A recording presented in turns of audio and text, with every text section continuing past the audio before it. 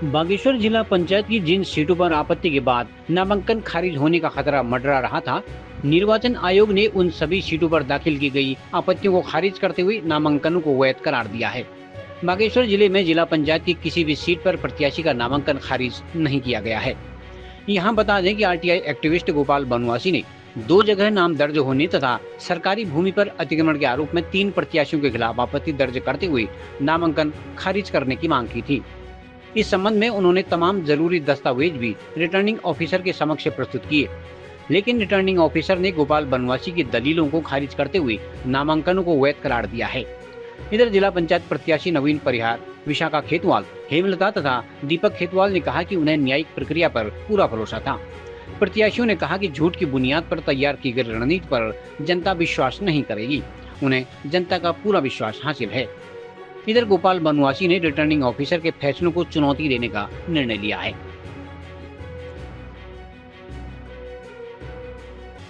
सबसे पहले तो आप सभी सम्मानित देवतुल्य जनता को मैं जिला पंचायत क्षेत्र भैरचुपट्टा से भाजपा अधिकृत प्रत्याशी हेमलता हेमू का प्यार भरा नमस्कार। पहला, देखिए ये चुनावी माहौल है और इस चुनावी माहौल में विपक्ष के द्वारा कई ऐसी आपत्तियां यहाँ पर दर्ज कराई गई हैं जिनका कोई आधार नहीं है, कोई मतलब नहीं है।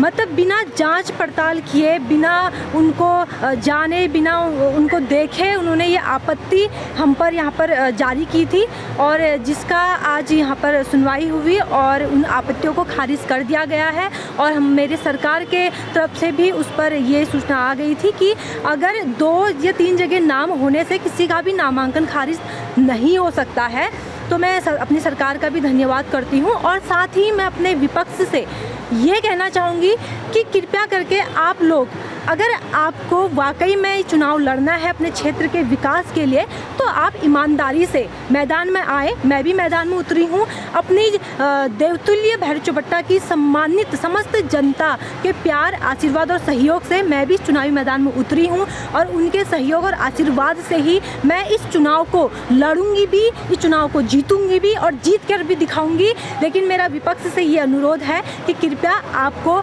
अगर मैदान में आइए और मैदान में आकर आप इस लड़ाई को लड़े, ऐसे पीठ पीछे बेईमानी करके और बिना जांच पड़ताल किए आप ऐसे कोई भी अफवाह ना फैलाइए, ये मेरी आपसे विनती है। वैसे मैडम, इसका सच्चाई क्या थी? क्या 2 जगह आपका नाम था, नगर पालिका की तैयारी आप कर रहे थे? जी देखिए, मैं सबसे पहले आपको ये बताना चाहूँगी कि मेरा जन्म बागेश्वर में हुआ है और मेरा मायका नगर क्षेत्र से जुड़ा हुआ है। तो जो ये नामांकन, जो इसमें गलतफहमी हुई थी, मेरा जो नाम था वो था मेरे मायके के तरफ से और जिसे हमने बहुत ही पहले कटवाने के लिए भी दे दिया गया था। और ये देखिए, नगर पालिका में हमने बहुत पहले दे दिया था, लेकिन वहाँ से ये टाइम से नहीं गया और जब गया तो वहाँ से नहीं हुआ। इसकी जानकारी मुझे नहीं है। ये सारी जिम्मेदारी जो जहाँ से नाम कटवाने नहीं गया था उनकी जिम्मेदारी है, इसमें हमारी जिम्मेदारी नहीं है, क्योंकि हमने बहुत पहले ही स्पष्ट कर दिया था। क्योंकि देखिए, मेरा आधार कार्ड, मेरा राशन कार्ड, मेरे जितने भी डॉक्यूमेंट्स हैं वो सब मेरे गाँव के नाम से हैं, मेरे गाँव से हैं। जब मेरे सारे डॉक्यूमेंट्स सही थे तभी तो मेरा नामांकन यहाँ पर सफल रूप से हुआ। और मैं पुनः आप सभी देवतुल्य समाज जनता से ये अनुरोध करूँगी कि कृपया आप किसी के भी बहकाव में ना आए, किसी के भी लालच में ना आए और ऐसी गलत बातों पे आप गौर न करें। सबसे पहले सभी को मेरा प्रणाम। जैसा कि आपको पता ही है कि मुझ पे आरोप लगा था कि मैंने यहाँ गलत शपथ पत्र दाखिल किया है, तो मैंने आपको पहले भी बताया था कि हमने कोई गलत शपथ पत्र यहाँ दाखिल नहीं किया था, जिसका सबूत अभी मेरे सामने है, आपके सामने है। तो मैंने पहले भी कहा था कि सत्य की जीत होती है। सत्य को परेशान किया जा सकता है मगर उसको हराया नहीं जा सकता है। सत्य एक ना एक दिन सामने आता है, तो वो सबूत आप लोगों के सबके सामने है। और मैं अपनी चौरा क्षेत्र की जनता से हाथ जोड़कर निवेदन करती हूँ कि उन्होंने अभी तक मेरा साथ दिया है और आगे भी वो मुझे अपना साथ देते रहेंगे और मैं उनके बीच में एक सेवक बनके उनकी सेवा करूँगी। अगर उन्होंने मुझे विजयी बनाया तो मैं उनके जितनी भी समस्या हैं उनका समाधान करूँगी। समस्याएं तो बहुत हैं मगर मैं उनको अकेले तो समाधान नहीं कर सकती ना, मुझे उनका साथ चाहिए ना उसमें। तो मैं उनके साथ के लिए, उनके सहयोग के लिए और उनके आशीर्वाद के लिए उनसे प्रार्थना करती हूँ। इसी तरह के निर्णय की उम्मीद थी। सत्य थोड़ा परेशान हो सकता है लेकिन पराजित नहीं हो सकता। हमें अपने देश के संविधान पर विश्वास है, तो आज उसी संविधान के आधार पर हमको यह प्रपत्र मिला है जिसमें हमें स्वीकृति मिली है, और हमें जो गलत शपथ पत्र की बात हुई थी उसको बिल्कुल हटा दिया गया। उन्होंने कहा कि ये शपथ पत्र सही प्रस्तुत किया गया है। मेरी चौरा क्षेत्र जिला पंचायत क्षेत्र के समस्त जनता से, जिन्होंने मुझे इतना प्यार, मेरी धर्मपत्नी को इतना प्यार आशीर्वाद देकर इस मुकाम पर खड़ा किया है, मैं भरोसा दिलाता हूँ आपके हर सुख दुख में मैं आपके सम्मुख, आपके साथ, आपके पीछे और आपके आगे खड़ा रहूँगा।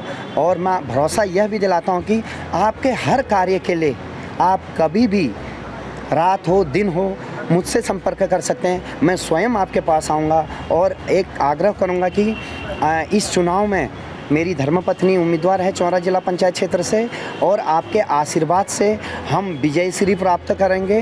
और आपके सहयोग के लिए, आशीर्वाद के लिए बहुत बहुत धन्यवाद। कि ये बाबा बागनाथ की भूमि है।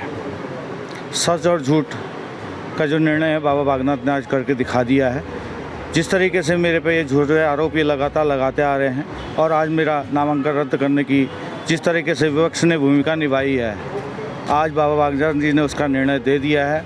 और मैंने जिस तरीके से अपने शपथ पत्र में जो भी चीज़ें यहाँ पर दी वो सही पाई गई, तो रिटर्निंग ऑफिसर द्वारा मुझे यहाँ पर जो है नामांकन को सही पाया गया।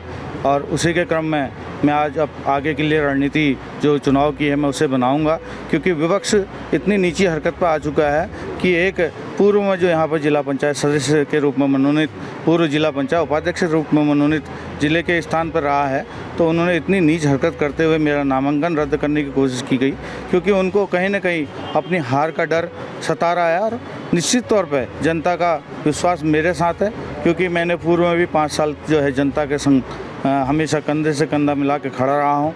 अपने क्षेत्र में मैंने विकास किए हैं। तो इतनी गंदी राजनीति के तहत यह विपक्ष आज चुनाव लड़ने जा रहा है, और जनता को सोचना चाहिए, अगर ये चुनाव में इस तरीके की रणनीति अगर अपना रहे हैं तो ये जनता का भला न करके ये हमेशा जनता को लड़ाने का काम करेंगे। और क्षेत्र की जनता ने इनको सिरे से नकार देना चाहिए, और वो नकार भी रही है, क्योंकि क्षेत्र की जनता का पूर्ण जो है विश्वास मुझ पे है। लगता है कि भारी दबाव में ये जो है आपत्ति को निरस्त किया गया है, जबकि पंचायती राज एक्ट संशोधन 2016 के 2025 में स्पष्ट लिखा है कि नामांकन पत्र जमा करने के बाद आप किसी तरह का संशोधन उसमें नहीं कर सकते हैं। परंतु निर्वाचन अधिकारी के जो है आदेश के बाद स्पष्ट होता है कि किसी के दबाव में किसी व्यक्ति विशेष को लाभ पहुँचाने के उद्देश्य से गलत निर्णय लिया गया है, और पंचायती राज एक्ट के नियमावली के खिलाफ निर्णय दिया गया है। इसके खिलाफ में तुरंत ही आदेश मिलने के कुछ देर के बाद एक आदेश और मेरे पास आने वाला है। मैं रिटर्निंग अधिकारी के खिलाफ FIR पंजीकृत करूंगा। उसके बाद मैं माननीय न्यायालय में याचिका दायर करूंगा निर्वाचन निरस्त करने के लिए। पहले मैं पद का दुरुपयोग करते हुए व्यक्ति विशेष को लाभ पहुंचाने के लिए पंचायती राज एक्ट की पूर्ण रूप से अनदेखी की गई है। ये बात स्पष्ट है। शपथ पत्र हमारे पास है, सत्यापित कॉपी हमारे पास है, उसमें साफ साफ लिखा हुआ है कि किसी तरह का कोई अतिक्रमण उसके परिवारजनों का नहीं है। अनुलग्नक 2 ख का जो पेज है, लेकिन यहाँ तो साफ साफ जो है पंचायती राज एक्ट की धज्जियाँ उड़ाई जा रही है। सर्वप्रथम मेरा दायित्व अभी ये रहेगा कि मैं आरोप के खिलाफ FIR दर्ज कराऊँ विधिवत। लेकिन मामला तो विचाराधीन बताया जा रहा है कि हाईकोर्ट में विचार, लेकिन उसका मुझे मामला विचाराधीन भी होता है, लेकिन इसको एफिडेविट में तो उल्लेख करना चाहिए था। मामले होते हैं लेकिन एफिडेविट में दिखाना चाहिए था। झूठा एफिडेविट दाखिल करना एक गंभीर अपराध है जो धारा 199 और 200 के अंतर्गत दंडनीय अपराध है। और यह जानते हुए कि सामने वाले ने, प्रत्याशी ने एफिडेविट में तथ्यों को छुपाया है, यह जानते हुए भी रिटर्निंग ऑफिसर जो है उसको जो है अलाउ करता है, आपत्ति को निरस्त करता है, उसको लाभ पहुँचाने के लिए निरस्त करता है, तो ये भी एक गंभीर अपराध की श्रेणी में जो दंडनीय अपराध है। इसके खिलाफ में FIR डालेंगे, आज ही डालेंगे तुरंत। लोकल न्यूज़ 31 के लिए ब्यूरो रिपोर्ट। क्या बच्चे की ट्यूशन के लिए भाग दौड़ कर रहे हैं? अब टेंशन नहीं, सिर्फ एक कॉल करें। हमारे अनुभवी ट्यूटर्स से पाए घर बैठे पढ़ाई, सभी क्लासेस और विषय, सस्ती फीस, बेहतरीन शिक्षा। तो देर किस बात की, अभी संपर्क करें और अपने बच्चे का भविष्य संवारें। कॉल 96 3 9 9 1 2 9 5 3 है।